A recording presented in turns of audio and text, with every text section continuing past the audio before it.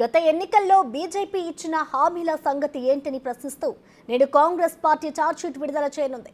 ఉదయం 10:30 గాంధీ భవన్లో కార్యక్రమం నిర్వహించనున్నారు. ఈ కార్యక్రమానికి ముఖ్యమంత్రి, TPCC chief Revanth Reddy, AICC incharge Deepa Das Munshi, ఉప ముఖ్యమంత్రి భట్టి విక్రమార్కతో పాటు పలువురు మంత్రులు, ఎంపీలు, ఎమ్మెల్సీలు, ఎమ్మెల్యేలు పాల్గొంటారు.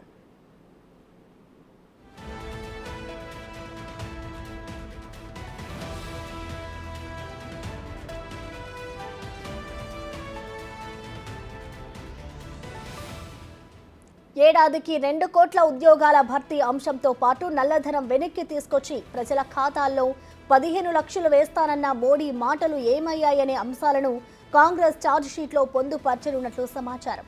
ప్రభుత్వ రంగ సంస్థలను అదానీ, అంబానీలకు కట్టబెట్టారని, గ్యాస్ ధరలు పెంచి సబ్సిడీని ఎత్తివేశారని హస్తం నేతలు ప్రశ్నించనున్నారు.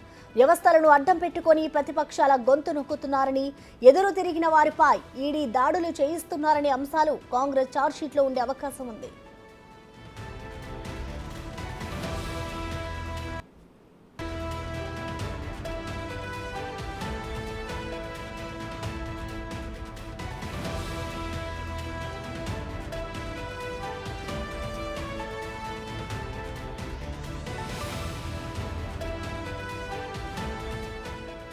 గత ఎన్నికల్లో బీజేపీ ఇచ్చిన హామీల సంగతి ఏంటని ప్రశ్నిస్తూ నేడు కాంగ్రెస్ పార్టీ ఛార్జ్షీట్ విడుదల చేయనుంది. ఉదయం 10:30 గాంధీ భవన్లో ఈ కార్యక్రమం నిర్వహించనున్నారు. కార్యక్రమానికి ముఖ్యమంత్రి, TPCC chief Revanth Reddy, AICC incharge Deepa Das Munshi, ఉప ముఖ్యమంత్రి భట్టి విక్రమార్కతో పాటు పలువురు మంత్రులు, ఎంపీలు, ఎమ్మెల్సీలు, ఎమ్మెల్యేలు పాల్గొంటారు.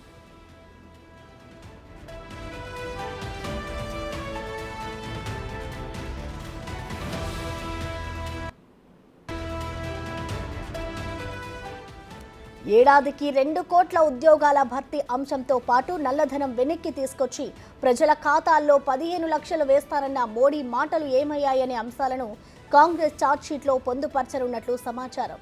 ప్రభుత్వ రంగ సంస్థలను అదానీ, అంబానీలకు కట్టబెట్టారని, గ్యాస్ ధరలు పెంచి సబ్సిడీని ఎత్తివేశారని హస్తం నేతలు ప్రశ్నించనున్నారు.